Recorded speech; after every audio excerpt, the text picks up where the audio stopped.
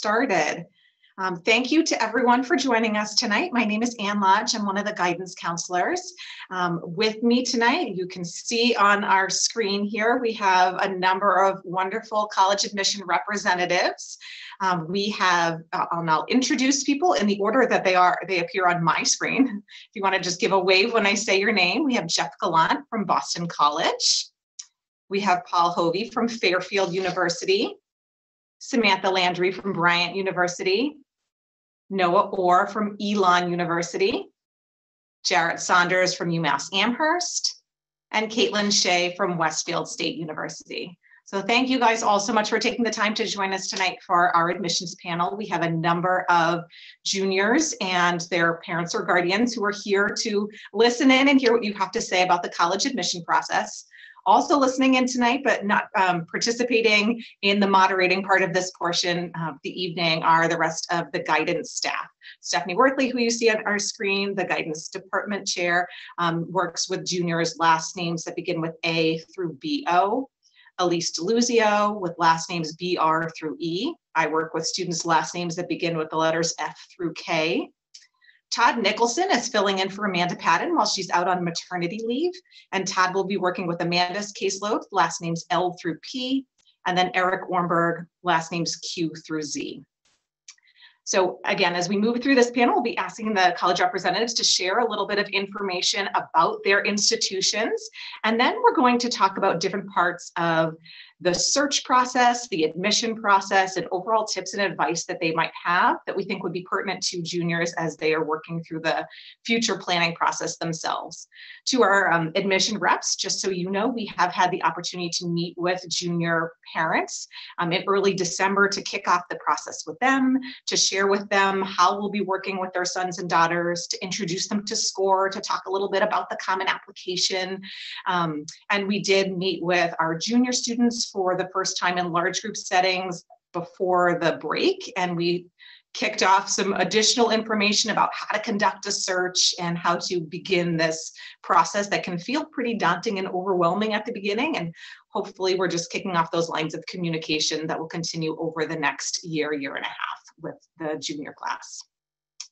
So to begin, I'm going to ask the college representatives just to share a little bit of information, 2 to 3 minute overview of your school and anything that you feel like makes your institution unique or stand out. Jeff, I'll ask you to go first. Okay, wonderful to be here. Thank you for the invitation.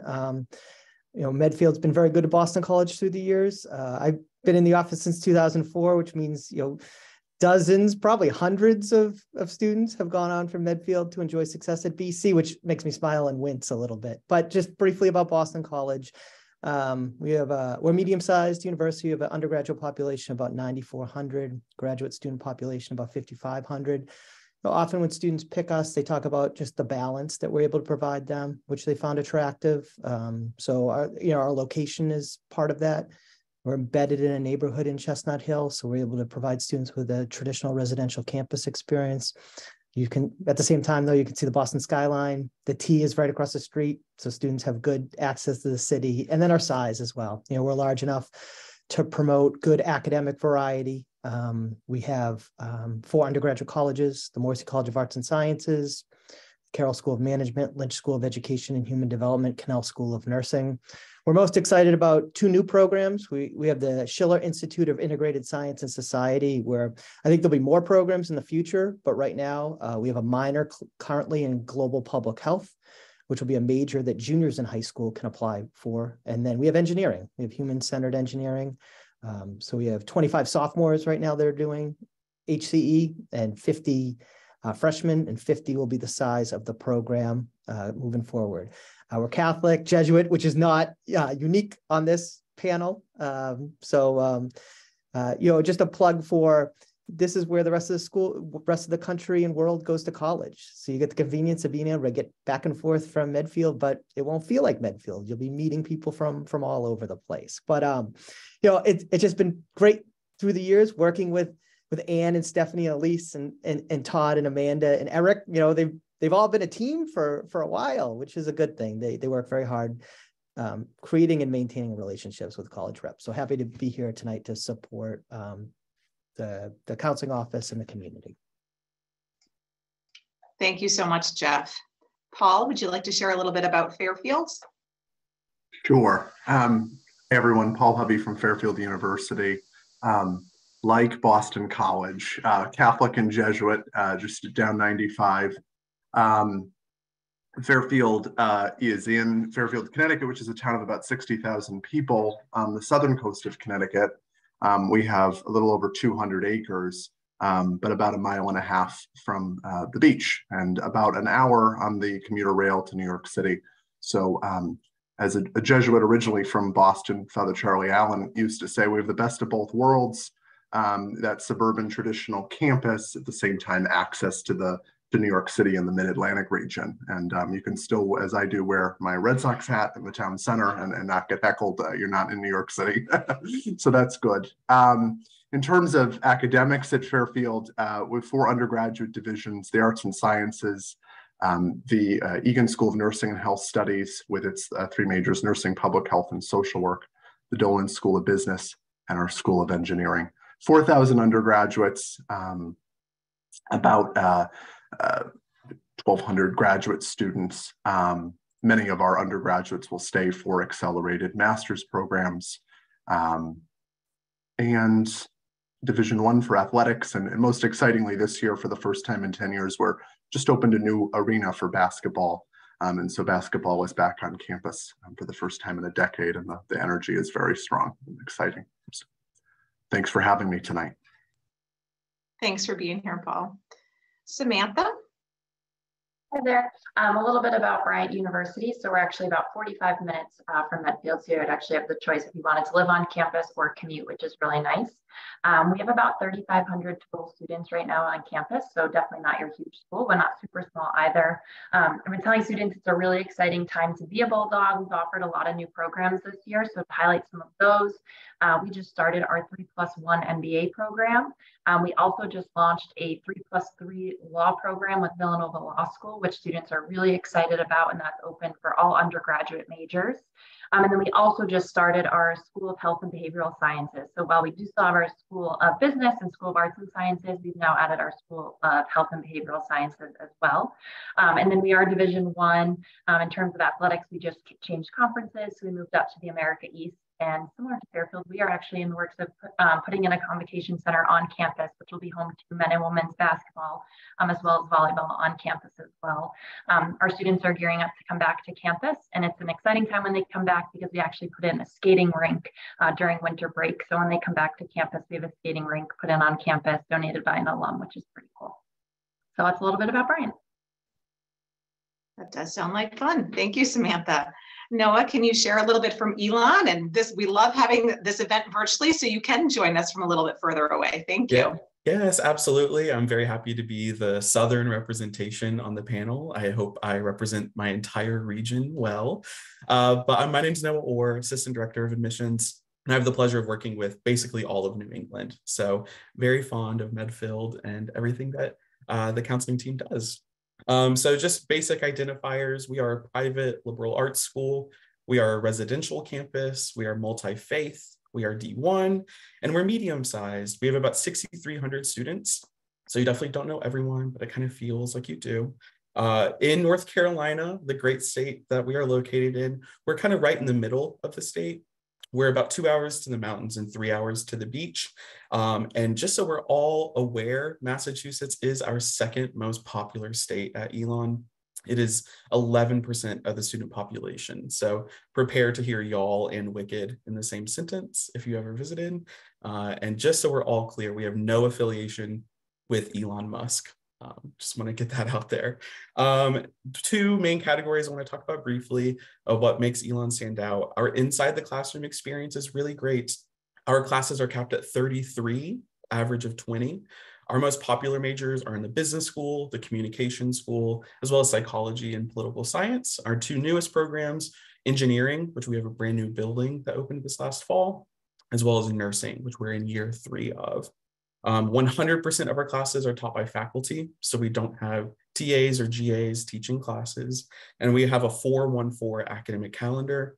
So students are typically taking 4 classes in the fall, 1 during the month of January for what we call J-term, and then 4 more in the spring. So it's giving students an additional credit every year to just add in flexibility to their 4 years. And then our outside the classroom experiences are really great. We have our 5 Elon experiences: leadership, internships, study abroad, service, and research. Of those 5, students are actually required to do 2 of those to graduate. So we have a huge emphasis on experiential learning and as well as relationship building. So if you take 2 things away about Elon: experiential learning and a very relationship-driven university. Thank you so much, Noah.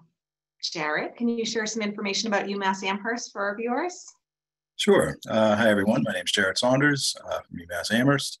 I just did the Google Maps. We're about an hour and 49 minutes from Medfield High School. So not too bad of a ride. Just head west onto Mass Pike and you'll hit our town in Western Massachusetts. We're, a pretty good sized state university. We are your flagship state university. We have about 23,000 undergraduates and about 8,000 graduate students.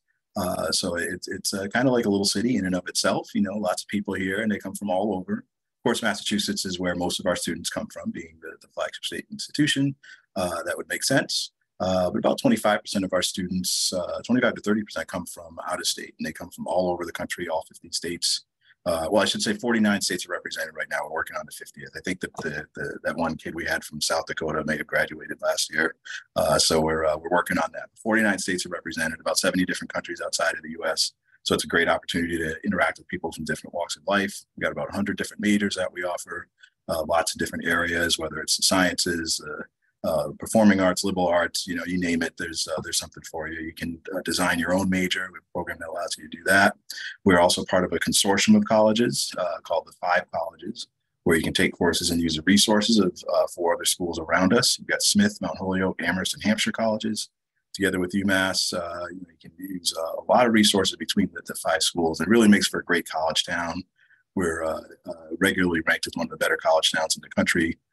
Not only because of what we bring to the table, but because of the other 5 colleges. You've got probably 35 to 40,000 college students in about a 12-mile radius between the towns. So it's a great college atmosphere. Most of our students live on campus.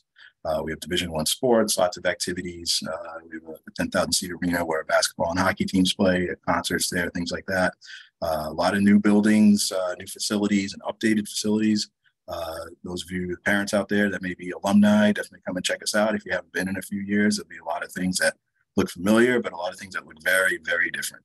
We are actually, it seems like there's been construction going on for the past, well, I've been here since 2004. And it seems like we're always building something. And right now we're building a new residence hall. So we'll have more places for people to live. So I also happen to be an alum. Graduated back in the late 1900s, and it was a great opportunity for me. I had a great experience there. I also have a senior in high school here in Amherst, so I'm kind of knee deep in this process with you folks out there. So I empathize with you. Having been in business a long time, it did not help one bit with dealing with my daughter and her college choices and that sort of thing. So it's been a ride. So I know what you're going through. But enjoy it because in the end it is a very positive experience. And I should mention too, we are ranked #1 for food, so that's nationwide. So if you come out to visit, make sure you get something to eat. I always say come for the food, stay for the education. Right? That would be the tagline if I was in charge, but luckily I'm not. So thank you all for having me, and look forward to a good night. Thank you so much, Jarrett. And last but not least, Caitlin, can you share about Westfield State for us, please? Absolutely. And thank you so much for having me back again. I do really appreciate it. I also just did a quick Google search as far as directions, and we are just about an hour and 45 minutes away from Medfield High School as well. So Westfield State is a 4-year public liberal arts institution. We have about 4,000 full-time undergraduate students. We offer 35 different academic majors and over 70 minors and concentrations. Our most popular majors include criminal justice, education, which are 2 that we're very much known for, business, psychology, communication. Our 2 most competitive programs include our nursing program and our health sciences program. We are also one of the few schools in the area that does offer specific art, music, and theater majors, which are all housed in our Dower Center for Fine and Performing Arts. We also have a few accelerated graduate programs or 5-year programs, including social work, criminal justice, and art education, specifically those students who are majoring in elementary education and going on to pursue special education. Some of our new programs include music therapy, art therapy, and sports management as well. So we're super excited about that. We are extremely residential. About 2/3 of our total student population, do live on campus. 92% of our first-year students live in a residence hall. We do guarantee housing for all 4 years. As far as student and academic services, like most institutions, we offer a tutoring center, reading and writing center, very strong counseling center. There's a huge focus on research. So we do have our CURCA, which is the Center for Undergraduate Research and Creative Activity. We also, of course, have our Career Center to assist students through that, their educational journey and go out into the real world. And apply for jobs and internships. We can help along the way. Advising is huge at Westfield State. We've got several levels of advising, including peer advisors, staff advisors, and then our faculty advisors as well. What I always tell students as a liberal arts institution, it's okay to not know what you want to do. Don't feel the need to declare a major right off the bat if you're truly undecided. So about 1/3 of our students do come in undeclared, and we are here to help. So our advising center is huge into helping students do some exploration and find that major that is the right one for them. We've got over 70 active clubs and organizations on campus, student groups, athletic organizations, academic clubs and organizations.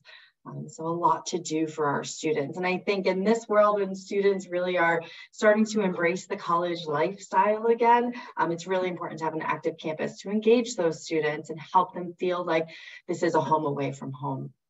In terms of just special admission opportunities and signature programs at Westfield State, we do have an urban education program. This is a program geared towards first-generation college students who need a little extra support with that transition from high school to college. The big piece to this program is that there is a 5-week mandatory summer school program. So they are on campus for 5 weeks during the summer, eating in the dining hall, taking up to 6 college credits or 2 classes for free during the summer. And then there's a financial incentive after completion. And then they get that support along the way through their college experience. We have a program for students who have documented learning disabilities and or ADHD. It is an admission-based program. So it's a little bit different than a lot of the other programs in the area. One of the biggest differences in addition to the review process and kind of how students are accepted through the program is the fact that it is at no additional charge. So, there's no extra cost to be part of this program, and the kind of perks and services within the program go above and beyond the traditional reasonable accommodations that a student may receive otherwise. And then we also, of course, have a certified Commonwealth Honors program, which we're super proud of. I think that's it. I'm sure we're going to get to questions, so I look forward to being part of this. Thanks. Thank you so much, Caitlin. And it's great because you actually touched on a number of the things that I think we'll probably be talking about this evening. So that is fabulous and we appreciate it. At this point, we'll go through some probably common topic areas with questions and things that are on a lot of juniors' minds as they're navigating this process. And for the families that are listening, if you guys have any general questions that come up throughout the course of the presentation, please feel free to put them in the Q&A and we will take a look at those and answer ones that are important for the group to hear as we get towards the end of the topics that we're planning to discuss this evening. So I think maybe to kick things off a little bit, I'd love to hear maybe from each of you just briefly a little bit about any admission trends that you've seen over the past couple of years at your institution specifically. Obviously, as you all know, COVID impacted things. It impacted the admissions landscape. It impacted the necessity of standardized testing and what that process has looked like for students and for colleges receiving applications with so many schools going test optional. So I'm wondering if you can each speak just briefly about any trends that you've seen in your office, both in terms of the testing aspect and anything else that has been relevant to the admission landscape at your institution. Jeff, would you mind kicking things off for us? Yeah, sure. And I think the biggest thing is just there has been an increase in applications for many schools that had testing going test optional. And while that's not a great thing for students, I think the fact that the test optional pathway exists, many students benefited from that and maybe had some options that they wouldn't have had pre-pandemic. The other trend I'd say is just, we really had to switch everything up and create a lot of content for students during the pandemic virtually. And so all that content's still there. So I think there are new ways to learn about schools that didn't exist pre-pandemic. And I think we've learned to use virtual better and more effectively to interact with students. And this is an example of it, right? A way to connect with students and families in different ways. So I think you'll benefit from what was done during the pandemic during your search. Thanks, Jeff. Paul? Yeah, sure. Thanks, Ann. Building off what Jeff just said about more opportunities, and with an increase in applications at many schools, some schools are leaning more heavily on things like demonstrated interest, that is, showing interest in a particular college or university in certain ways. At first, that might sound overwhelming, but at the same time, as Jeff said, there are more opportunities now more than ever to interact. So, for example, at Fairfield, we have had a long tradition of interviewing applicants. We now do, at this point, all of the interviews this winter are virtual just because snowstorms and illness and all of that. That wasn't possible really before the pandemic, except in a limited way. And that now allows students who have already been to campus for a visit to not have to come back down to Connecticut. They can interview from home or in school in a free period and still show that interest. And so lean into those opportunities and use them to your advantage, I would say. Thank you, Paul. Samantha, anything different to add from Bryant's perspective? So we've been test optional for over 10 years now, but we've always seen more students apply with their scores. But over the past 2 years, we've obviously seen that flip. So I think right now we're around 65% of our applicants are applying test optional. And we're noticing that those that are applying test optional are coming for the interviews like Paul was saying. And we offer interviews both in person and then also virtual as well. And they can either be done with the admission staff or with our senior fellows. So starting to see an uptick in those students taking advantage of the interview process and then tacking that on with campus tours. So kind of making the most out of their time when they're on campus. Great. Anything different down south at Elon, Noah? I would echo what everybody else said. So I'll just speak on the testing part of our admissions. Nursing is our one program that requires a test score. We removed it from our scholarship awarding process as well. So we are basically functioning as a test blind school. So I think an overarching theme that we'll learn from this panel tonight is that every school is wildly different. So it's important to know your facts when you're making your list of schools to apply to. But for us, like, testing is really not a huge part of our process anymore. And in lieu of that, demonstrated interest has a lot more weight than it has in previous years. Thank you so much, Noah. I feel like that's one thing that we are constantly saying in this office, like, it depends, right? Every school is just a little bit different. So doing your research is so important as part of this process. Thank you. Jared, anything different from UMass that you'd like to share? Nothing terribly different. I mean, we're still waiting to hear whether or not we'll remain test optional. We have been for the past 3 years. It's sort of a test run.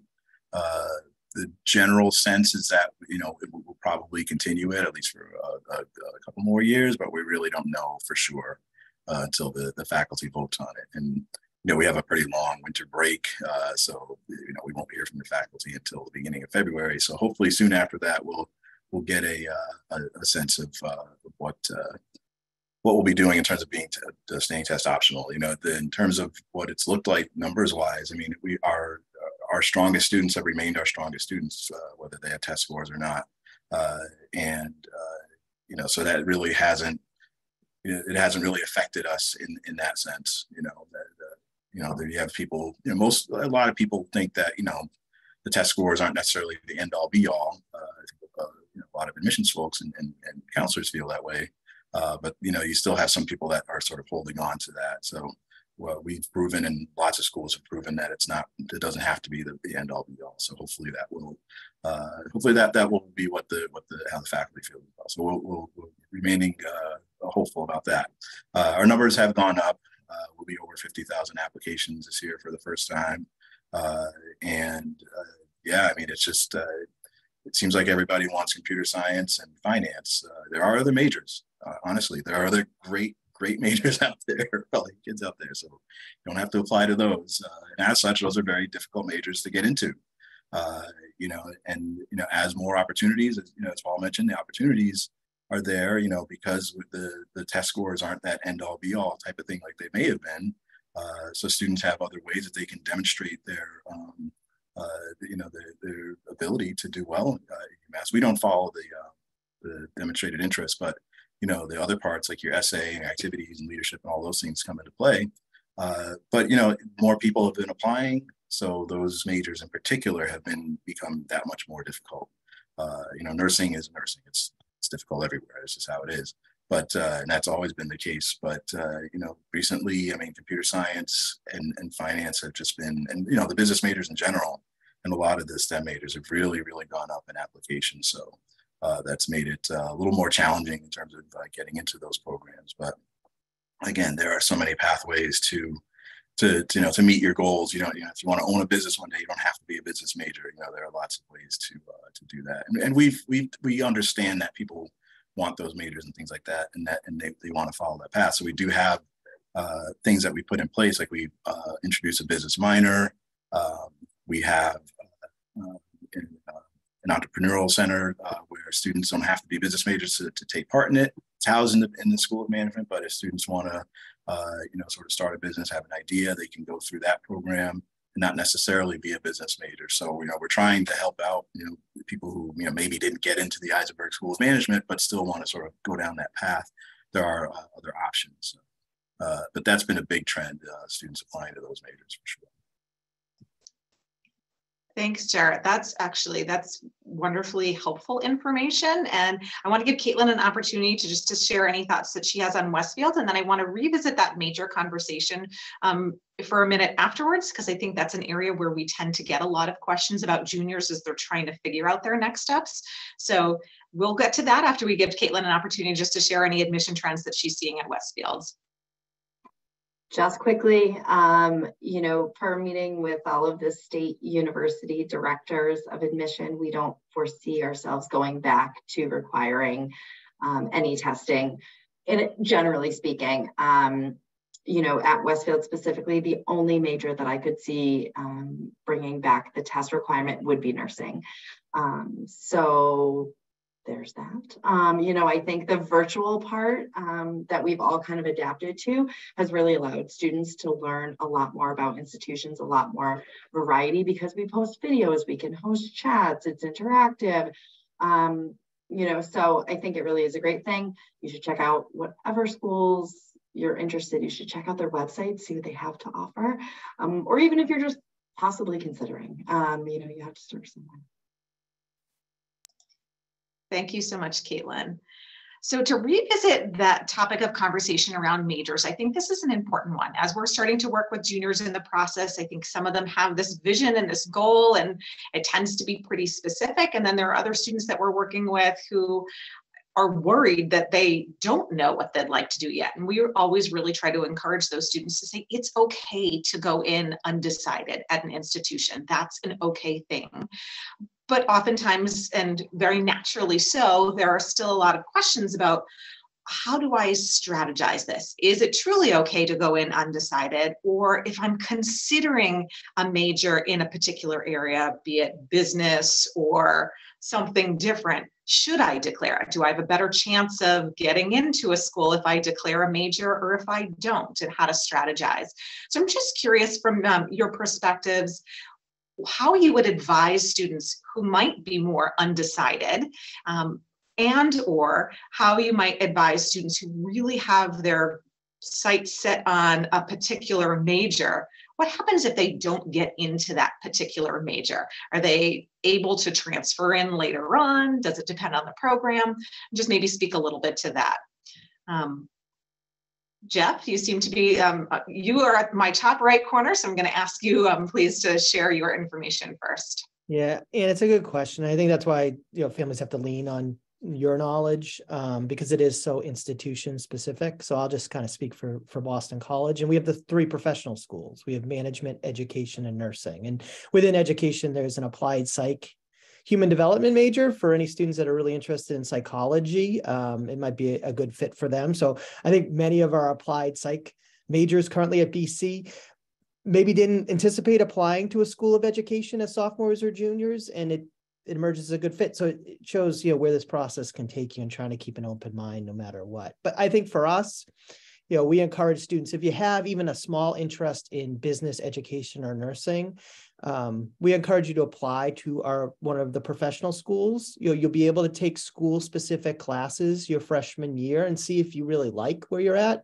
And given that arts and sciences, our 4th school, is so much larger than our 3 professional schools, students can flow from the professional schools to arts and sciences pretty easily in a couple of ways. One, after your freshman year, if you're really not happy in business, education, or nursing, unless you've struggled academically, we can almost guarantee that you'd be able to switch into arts and sciences.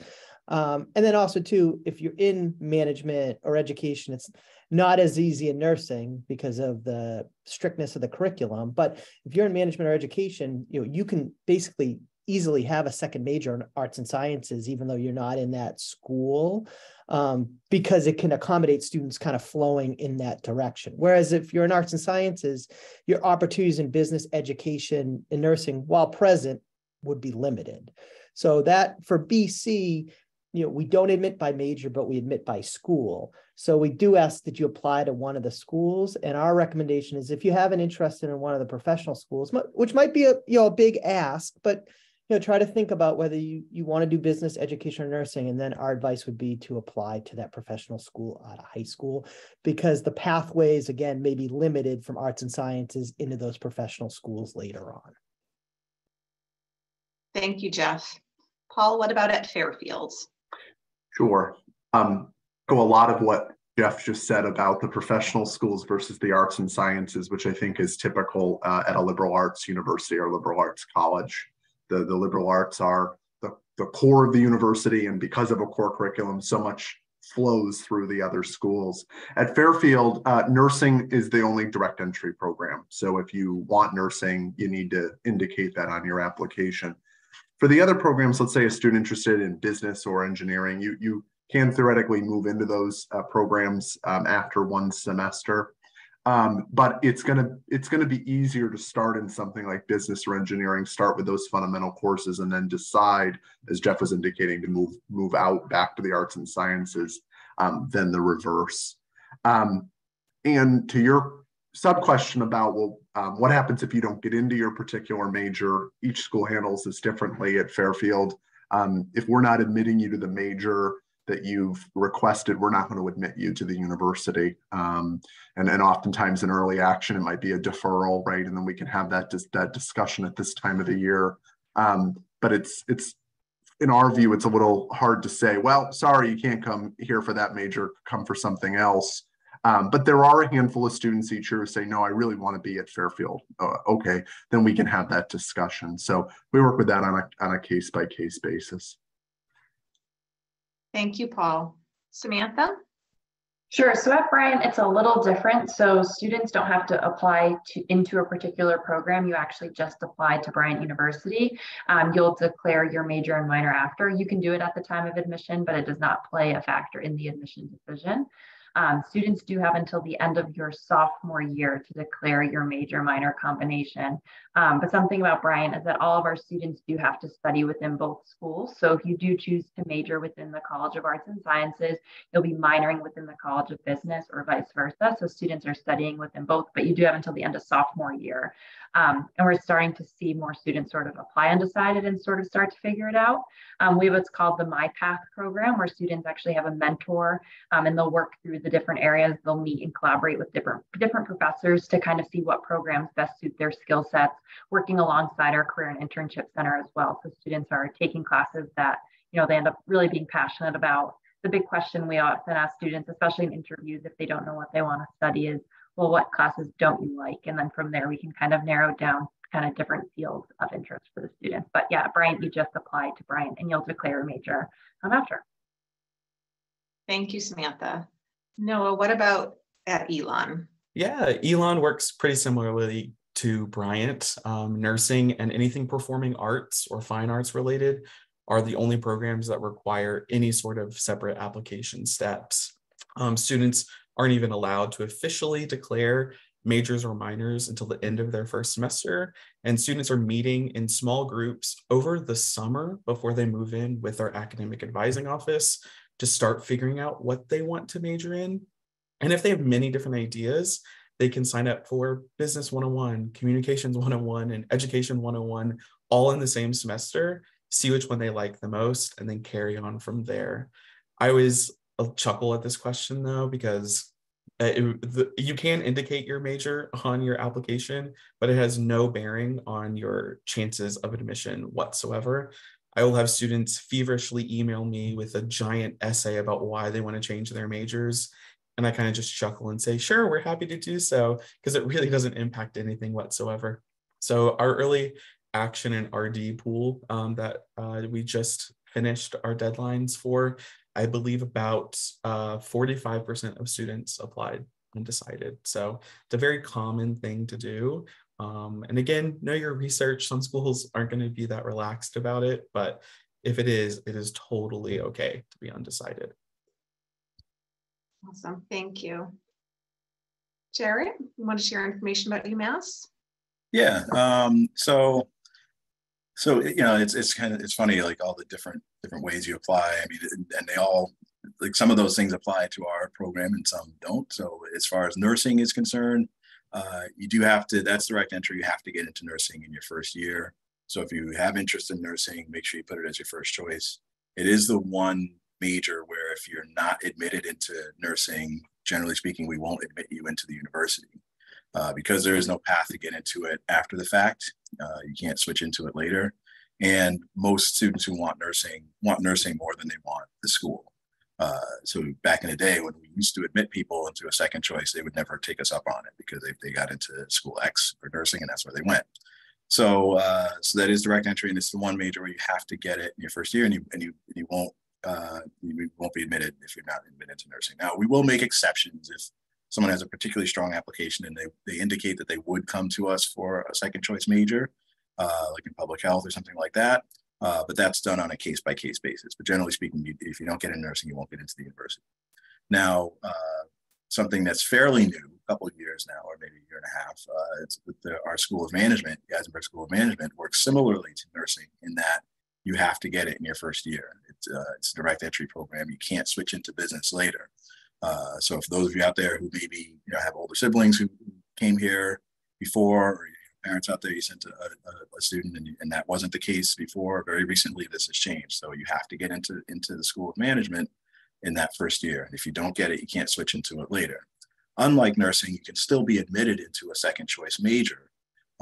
There's no guarantee that you're going to get into that second choice major, but we do consider students for a second choice if they apply to business. And there are, like I mentioned before, there are some, sort of business adjacent majors that may interest you, things like economics or managerial economics. We do have the business minor and so on. But that one, you do have to get in directly. Computer science and engineering, we do recommend that you put those as a first choice if you're interested in those particular majors. However, they do have pathways to get into those majors once you're on campus. So you could be admitted into a second choice, and you could have the opportunity to work your way into those majors. Okay. And then most other majors, the vast majority of our majors are open majors. So if you apply to, sociology or journalism, communication, those are open majors. You put it down as your first choice, you get into the university, you get into the major, and there you go. If you're interested in music, art, or dance, they do require, music and dance require auditions, art require, and architecture require a portfolio. And you can come in undecided if you want as well. About 25% of our students come in undecided. You do have to narrow it down a little bit. We have what we call exploratory tracks. So there's one for social sciences, one for natural sciences, and so on, humanities, that type of thing. They're very broad areas, and they're not binding, but they're just a way to sort of narrow things down a little bit so that you have advising, at least in your general area of interest. You have an academic home as soon as you get there, and then you can narrow it down to a specific major within those first 2 years. You have to have a major by your junior year. So, a lot of times people feel the pressure of, I have to have a major. You don't have to. If you are interested in those more selective majors, we do recommend you put them as your first choice. But otherwise, if you want to come in undecided, you can do that and figure it out once you're there. In reality, what do they say? The average student changes their majors 2 point whatever times, during their career. I don't know what the point is, but the point whatever number is. But most people when they get there, we have 100 majors. I could probably name 30 of them off the top of my head. I mean, there's so many different majors that you probably haven't even thought of. So keep an open mind when you're considering a major to apply to. Thank you, Jared. And I think that's such a great thing to point out about the fact that kids change majors all the time. And there are so many new things that they can explore at the college level that they haven't had the opportunity to experience at the high school level. 100 majors. We certainly don't have 100 different types of classes at the high school level. So that's fabulous. Thank you. Caitlin, any information from Westfield State? Sure. So as I mentioned, about a third of our students do come in undeclared. And if they decide before they come in the fall, we can certainly change their major with one exception, and that is nursing, which is pretty common, right? It is a direct entry program. It's got an earlier deadline. It's got much higher GPA requirements. So nursing is, if a student is interested in nursing or debating between nursing and another major, I would always encourage a student to apply for nursing upon admission, because it's much easier to switch out of nursing. They can't switch in. So if a student does not meet their first choice major, there are several other majors that do have higher criteria. We will accept them into their second choice major and give the students the opportunity to make that decision to decide if Westfield State is the place for them. And so because we know students change their majors all the time, that is certainly still a possibility, though I would have to agree that, nursing students want nursing. So, yeah. Thank you very much. So one of the activities that we do with students as part of the future planning process is called the GPA game. You guys are probably familiar with it. We talk about a lot of different scenarios that might be part of a student's application. And hypothetically, we look at those situations and ask students to either take a step forward or take a step or two back, depending on how that information might impact the college admission process. And part of what we're doing through that exercise is asking students to recognize that there is so much more that goes into the process than just that statistical data like grade point average and SAT or ACT scores, that you are more than a number and that holistic admissions is very real. That said, however, when students are starting this process and trying to figure out where schools might possibly fit on their list and whether an institution is even within the realm of possibility for them or not, they are looking at the data that's in front of them, obviously, which is their grade point average at this point. So if you guys could just briefly speak to whether or not you are a school that looks at a weighted GPA, an unweighted GPA, or that you recalculate GPA. I think that would be really helpful for our families. Again, back to Noah's point, saying that each institution is different, but it's important for our students to be able to hear that, I think, and understand that these are questions that they can ask of admission representatives to learn a little bit more about what the admission process is like at each of your institutions. Medfield does provide a transcript that has both a weighted and an unweighted GPA.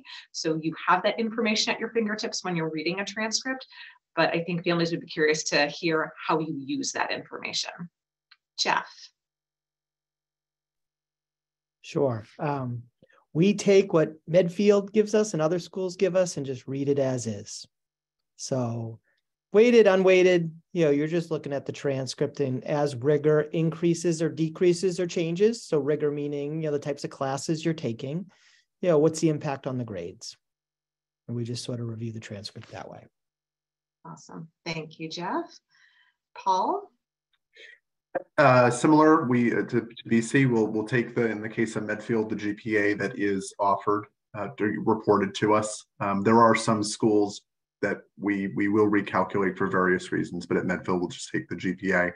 And your counseling office has done a great job of providing a wonderful school profile that we receive in part of each application. And so we use that to get a sense of where you are in the context of your peers. But as I tell students when they come and visit and chat with me, it's not just about the GPA, it's the courses you've taken, the trends perhaps that you've had, and we're taking that and then fitting it into what we're hearing from your school counselor and from your teachers. And so the GPA is just one data point, but it's not the end all be all. There are other ways to look at your academic record. Thank you, Paul. Samantha? So we will take the weighted, but we also recalculate every single applicant's GPA just to make sure that it's consistent and that we're consistent as well. But we'll also take a look at the weight and the types of classes they are taking, and we'll award every student a strength of curriculum. So at Bryan, we think it's really important for students who are challenging themselves, taking those AP, honor, and dual enrollment courses. Thank you, Samantha. Noah? Yeah, we recalculate our GPAs to our Elon GPA, our eGPA. I know that kind of makes it difficult when we're sharing our stats with you because you don't know how your GPA is going to recalculate to us. We typically say that B+ to A- range is kind of our sweet spot for students. But I think since we are private, we have the liberty to handle our admissions the way that we would like to. So our acceptance rate this year is going to be about 65%. So that will typically translate to we accept 65% of each school's group of applicants. So that might be a difference that some families aren't expecting. We do 65% of each state and break it down by each school. So that's a benefit of being private. We do have the leeway. So, but like Paul said, the GPA is just one data point of many. It's definitely going to be your academics are going to be your number one factor that probably every school is going to use as a launching point, but it is really everything else on that application that is going to be either working for or against you. That's helpful information, Noah. Thank you. Jared? Yeah, so we recalculate every GPA. We use a 4.0 scale, and we add weight for honors, AP classes, or college classes that you might be taking. So every GPA is recalculated, and it is, it's kind of like, I wouldn't say it's just the GPA, but the transcript is really kind of the centerpiece of the application when we're reading. So your overall GPA, the courses that you've taken, your academic rigor, that's all part of it. The trends, a lot of people start out a little shaky in 9th grade and then they get a little bit better as time goes on. We want to see that you finish strong. We'd rather see an increase in your grades rather than a decrease, of course, as you make your way towards college. So the GPA isn't everything, but it is a pretty big part of our reading process. Thank you, Jared. And Caitlin.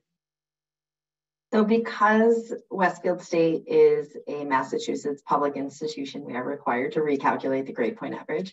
We do weight the GPA with a little bit of extra weight for honors and more for advanced placement and dual enrollment. The transcript, like Jarrett said, because we are state institutions, is the centerpiece. Though we will look at all of the trajectory of grades and the rigor of courses, and of course read through the entire application as well. Thank you all very much. We actually have a couple of questions in the Q&A right now that seem pretty relevant to this line of conversation. So this group of juniors obviously was very much impacted by COVID throughout the beginning of their high school experience. And as I'm sure you guys have seen in applications that have crossed your desk over the past year or two, for some students, that COVID experience and remote and hybrid learning was successful. And for other students, they struggled through that period of time. These students were freshmen when they were in a hybrid learning situation and transitioning to high school. And there's definitely a population that had more difficulty with that transition as a result. And I think the viewers are curious about how that might be viewed in the admission process. Is that grade 9, perhaps, does it not hold as much weight in the GPA process or as much weight as you are looking at a student's application if they have since grown and shown their academic capabilities since that grade 9 experience? I don't know if anyone, I think my guess is that all of you will have similar responses to this. So I'm going to let anyone who wants to share some thoughts kind of jump in here. I think what's working in all of your students' favor is that it was their 9th grade year. So I think all of us, like has been mentioned, we are going to be looking for that upwards grades trajectory. So I think that is something that can hopefully relieve a little bit of stress. But I will add into the conversation that every single student went through this transition. So no one student is unique in this situation. And that's a good and a bad thing. Everybody went through it, but not everybody was able to handle it differently. So I think that it is about, again, all of those other pieces of the application. If you are worried about what those freshman year grades looked like and how that's impacting, then definitely put in a concerted effort to make sure the other pieces of your application are up to par. Yeah, I mean that's you know what Noah said. I mean that like the fact that everybody went through it, you know, certainly, you know, we understand. You know, we were there, right? We went through it in a way, you know, in different ways. We weren't in school, we were at work, you know, and doing what we had to do. So I mean, we know it was just a crazy time. Still remains a crazy time. You know, and there's that sort of scepter of, you know, at any moment, you know, they can shut school down and make you go remote again. So, you know, we understand that it's pretty common, and a lot of students struggled. You know, some students didn't, you know, but that's not, you know, it's either way is okay. You know, I have 2 children. I mentioned my daughter before. I have a son who's a couple of years older. You know, the 2 of them couldn't be any more different. You know, my son, he struggled mightily with COVID in his senior year. It was, you know, it was a disastrous year for him because he needed to be in the classroom. He needed that engagement. He needed, you know, to stay focused, you know, even though he was in his room and I literally saw him on his laptop, his Chromebook, you know, it it didn't work out well for him. Whereas my daughter, on the other hand, she was like, yeah, it's cool. You know, whatever. I don't have to deal with the crazy people at lunch. And, you know, she still was able to communicate with her friends, and she was about her business, and she, you know, stayed on track with her grades and things like that. So 2 people in the same household, you know, responded very differently to remote learning. So we understand that, you know, whether it's on a personal level, you know, or just on a macro level, that people were going through it at that time. So we certainly will take that into consideration when we're reading applications. And you know, and sometimes it's really obvious. Like you can see, like, okay, that first year or the, you know, that first couple of years, whatever, you see the grades, or, you know, with the, you know, some of the students who, you know, who we just, you know, were just reading this year or last year, you could see, like, you know, really strong grades, dipping grades during COVID, back to the strong grades. Like sometimes it's really obvious, you know. So, you know, we understand that things were difficult at the time. So we keep that into consideration. It is a holistic review, even though we get so many apps, we read through so many, you know, that sort of thing. We still read them holistically, and we keep all that in mind. Thank you so much, Noah and Jarrett. Switching gears a little bit from from this admissions angle to talk a little bit about financial aid. One of the questions that we get from families as they're navigating this process is wondering whether or not applying for financial aid will impact any admission decision they have. There tends to be a notion out there that people worry that if they indicate that they need aid on an application, that their application will be viewed differently. At the same time, some of those families are also wondering if they do not indicate that they need aid, are they still eligible for merit scholarships? So I'm wondering if each of you might be able to just very briefly speak to that. Number one, does applying for financial aid have any impact on an admission decision? And number two, if a family chooses not to apply for aid for any reason, are they still eligible for merit scholarships? Jeff, would you mind starting for us? Sure. At Boston College, and I'm sure this is common among the panel, admissions and financial aid are separate offices.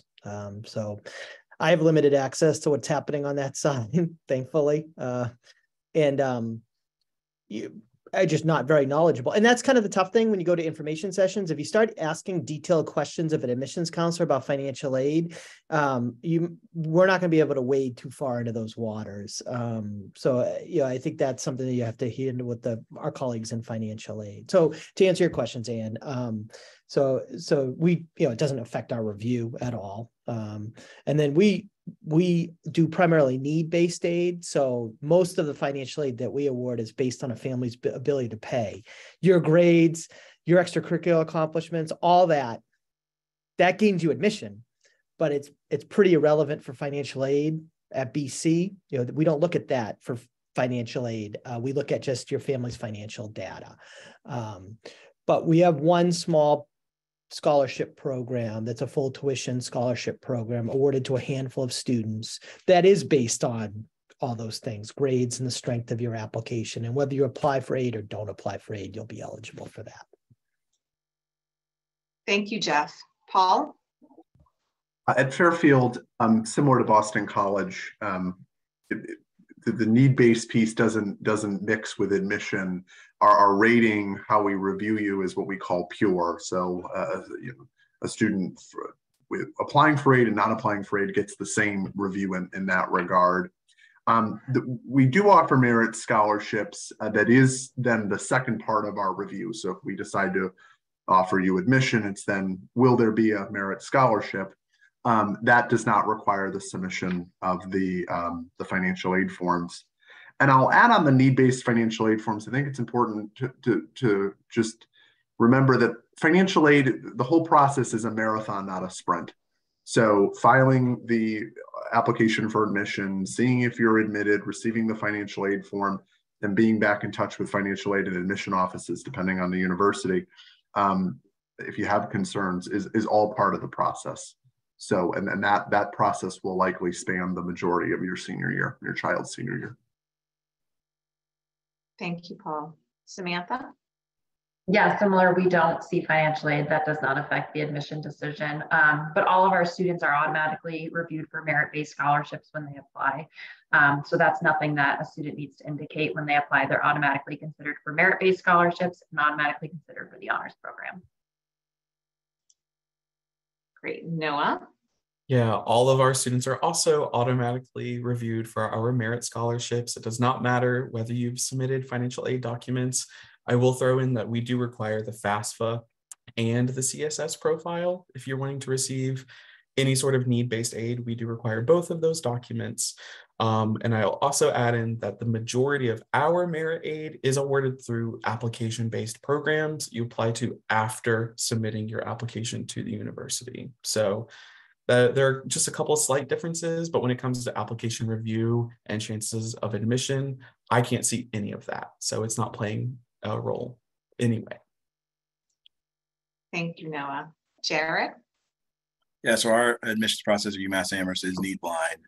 So we don't see the financial aid part of it. And financial aid is a completely separate office. We do have a very limited amount of merit scholarships that we offer, and you do not have to apply for financial aid to qualify for those. Everyone is considered for those, and anything you qualify for will be automatically given to you in your acceptance letter. Thank you, Jarrett. And Caitlin. Yes, so we also are two separate offices. So I don't have access to any of that information, nor do my counselors. The only form Westfield State requires is the FAFSA. We do offer and review for merit-based aid for all applicants, no matter if they've indicated that they're financially needy or plan on filing the FAFSA. It has no bearing on the awarding of the merit scholarships. We do have two larger scholarships, however, where we award, it's a total of 20.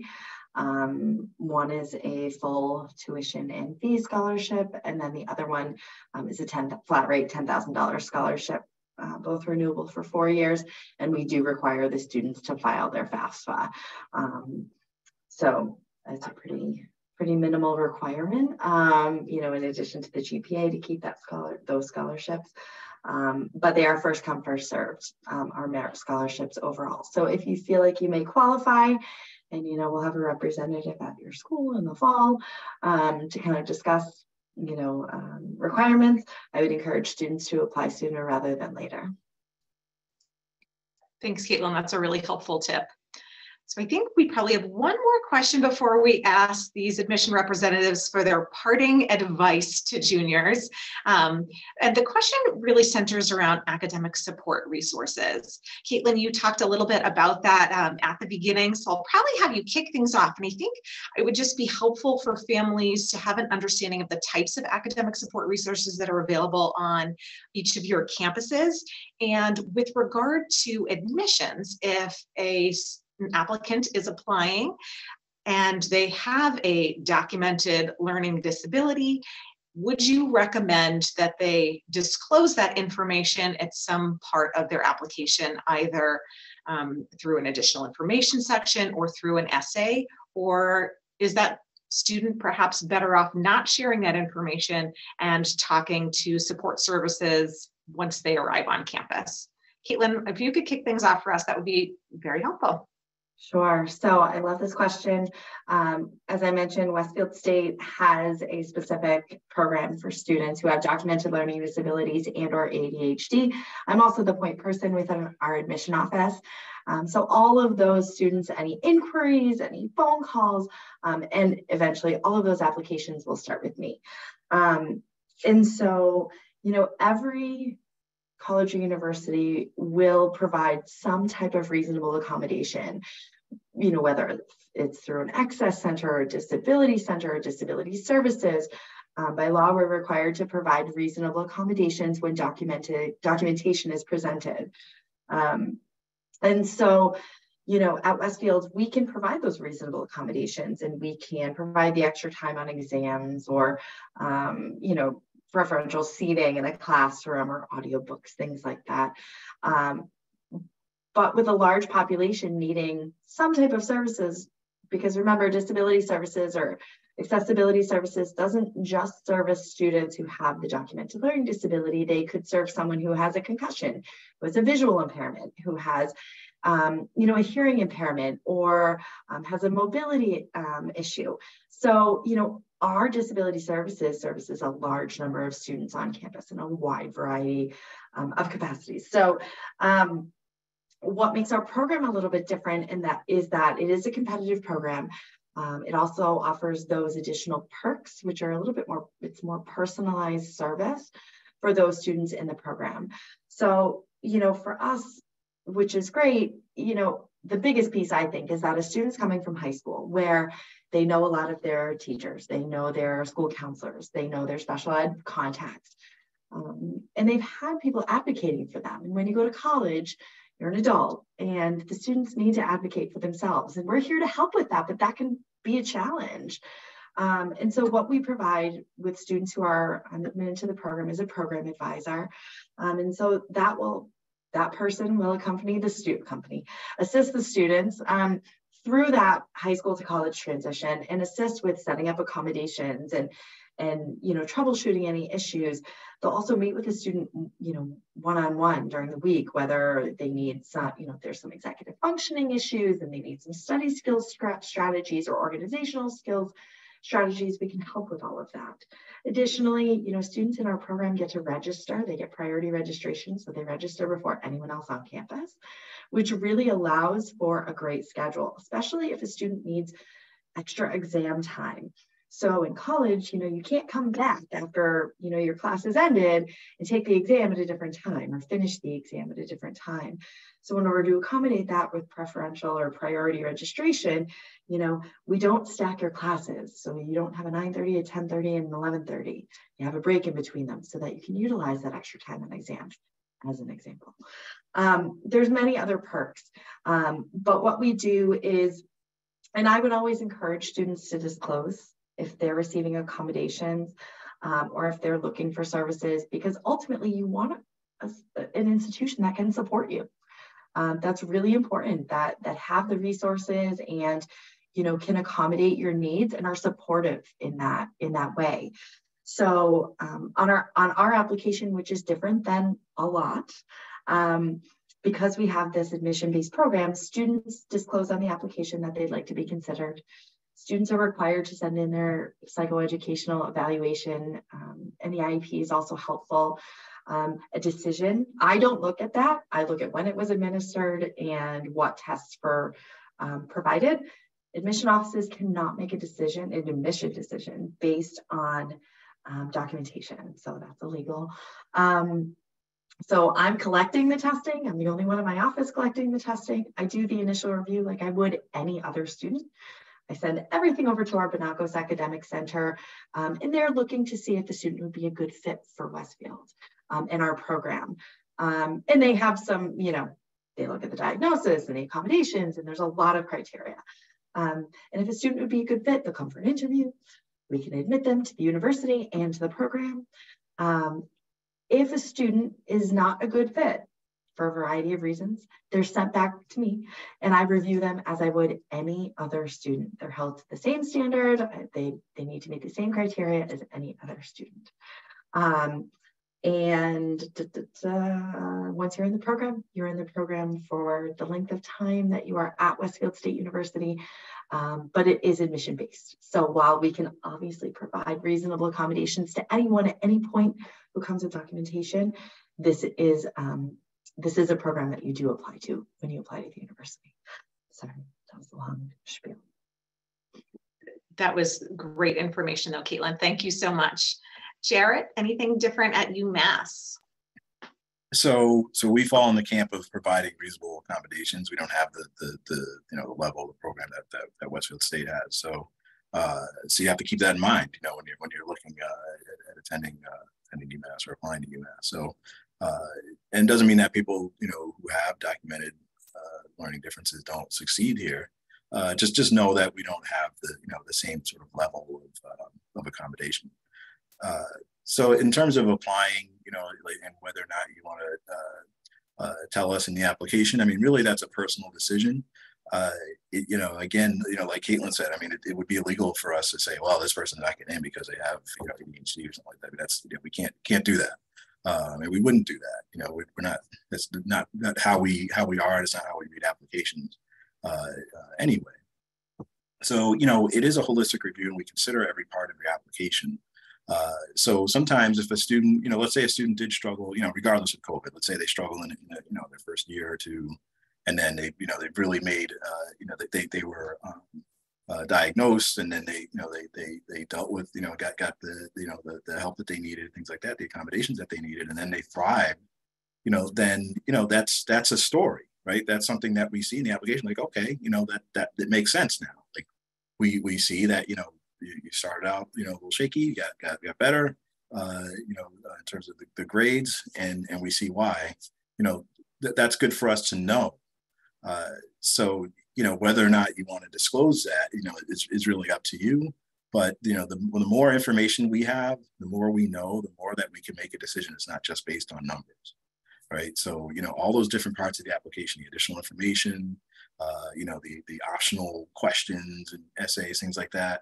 I always tell people, you know, use those to your advantage. You know, answer those questions, spend a little extra time and answer all those extra questions, do the extra essays, things like that, so we can get to know you and not just make a decision that's based on numbers. Because if we just see that, well, the grades aren't great and there's nothing else, here that tells us anything, well, okay, then we're left to our own sort of thoughts as to what that means.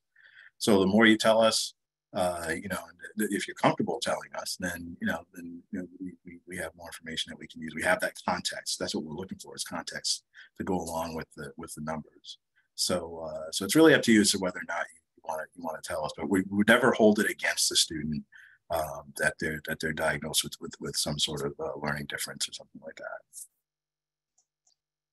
Thank you, Jared. So I think the viewers can certainly hear the differences between reasonable accommodations that are offered on any and every college campus and a more formalized program like offered at Westfield State. I'm wondering if Jeff, Paul, Samantha, or Noah has anything different that they'd like to add that's specific to their institution. And I'll let you just jump in.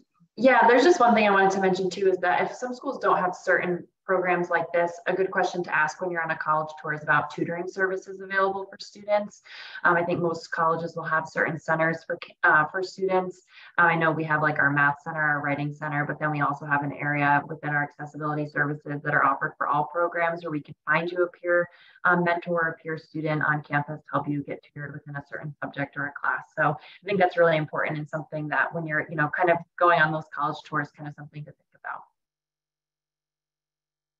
As you're thinking about different schools, I hear this a lot from parents. Well, can I meet with the Office of Accessibility? That's going to vary based on the university and their bandwidth and where you fall within the admission process, especially if they don't have, and I don't want to speak for Westfield State, but especially if it's not an institution with an above and beyond program, I'll call it, from beyond reasonable accommodations. So as somebody who hasn't applied yet or maybe hasn't received a decision, you may not be able to meet at the time you're visiting with the Office of Accessibility, but then colleges will often have chances for you to connect down the line. And then certainly once you're enrolled, then you're an enrolled student and you go through the interactive process of working with the Office of Accessibility or the equivalent each campus. This is great information. Thank you all. Recognizing that our evening is marching on, I would love to just give the representatives a moment to just share one quick piece of parting advice to the juniors as they are navigating this search, and then we will wrap things up for the evening. Jeff, would you like to start for us again? All right, I want to be a good partner, colleague to my fellow panelists and not take anybody else's answer. So just another quick comment on testing. I think announcements as far as whether schools are remaining test optional started to be made around this time, like around February or so. So I would look out for that information. But I would just say, it's starting to shift a little bit among the schools that, like mine, that used to use testing in a meaningful way pre-pandemic and then have gone to test optional, because it's no longer a matter of circumstances, right? A couple of years ago, students just didn't have the ability to test as much because test dates were canceled. There was a health risk. Now it's a little bit more about choice. So, I mean, my advice might be to test to keep all your options open. You can decide later on whether you want to submit those tests if schools remain test optional. And then, so that goes back to pre-pandemic advice. Things like, the SAT and the ACT are different.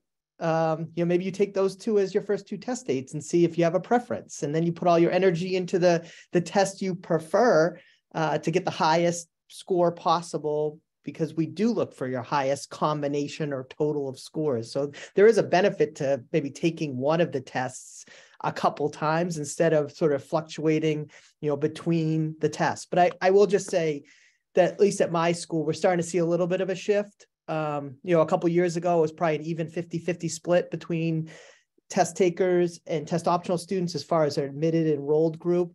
Now it's starting to shift a little bit more to the test takers because that's information that you're giving us that's helpful. And now, it's about 2/3 of the students we admit are submitting testing. That said, 1/3 is a significant amount of students that got into BC and may not have gotten in 2018, 2019. So if it remains on the table, it's still a pathway. And you can make that decision later on if you feel like you want the other parts of the application to drive a review process, and maybe applying as a test optional applicant will remain a good option for you. And I think when, we understand that this search process, everything's very, very stressful pre-pandemic, and then you add this little wrinkle into it, it doesn't help. I think students, when you get your scores, how do you feel? Are you excited? Are you psyched about the score? Are you a little disappointed? And I think that's a starting point to deciding whether you're going to be a student who submits testing or a test optional applicant. Thanks, Jeff. That's great advice. Paul? Yes, and thank you for having us all again tonight. I'll just quickly say I agree with everything Jeff said. I don't force it. It's actually a little bit of the opposite of Fairfield. We're seeing still a lot of people submitting without test scores, but what you don't want to do is close a door, right? So take the test, see how you do, take it again, and go from there, and lean on your school counselors. My broader piece of advice is regarding the campus visit. You don't need to immediately go right now to a college campus. In fact, juniors, please just exist and do well in school and keep up with the good work. But as the summer approaches, begin to think about what are some schools that I might want to see. And as you're going to those colleges and you're on that campus, ask yourself the question, can I see myself there? You'll have that gut reaction. And it doesn't mean maybe to completely cross it off the list, but it'll help you sort out your options. Just don't wait for things like an interview until the week before Thanksgiving and then expect that perhaps one will be available. Plan accordingly and use the time that you have, and view this again, like I said earlier about financial aid, it holds true to the whole process as a marathon, not a sprint. And the school that you may think is your dream school today is not where you end up in May of your senior year, and it's not necessarily where where you thought you were going to be, but it ends up being an excellent choice. So that's my piece of advice. Thanks. Good luck. Thank you so much, Paul. Samantha? My piece of advice is definitely going off the campus visit. Obviously, that's a really big piece of the college search.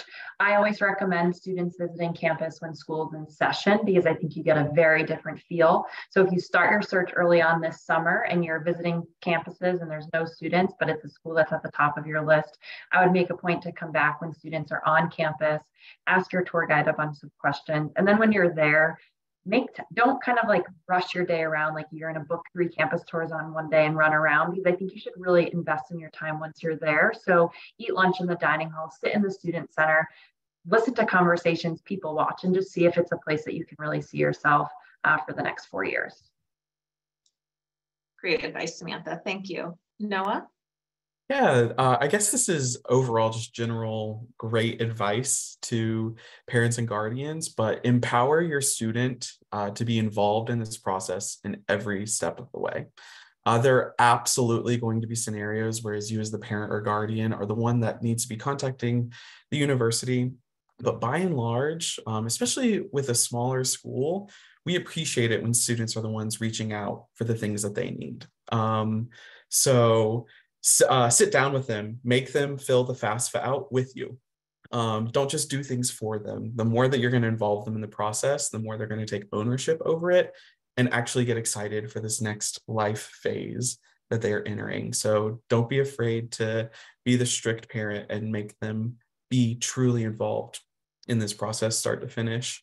And then I'll throw in one quick thing about the campus visit.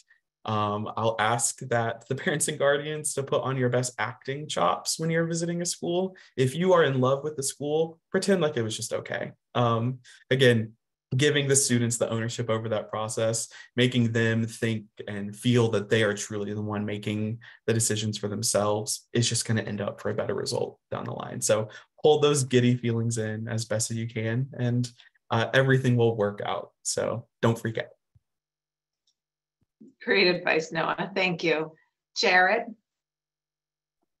Yeah, so I didn't follow Noah's advice when visiting a particular campus with my daughter. And then, of course, that backfired. I was like, this place is perfect for you. How are you not seeing this?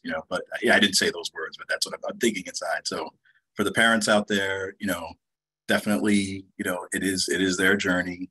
And you have to, again, keep your sense of humor. They're going to say things and do things that you're just be like, okay, you got to grit your teeth, bite your tongue, but it is their journey, not yours. I mean, your part comes when the bill comes, obviously, but it is their journey.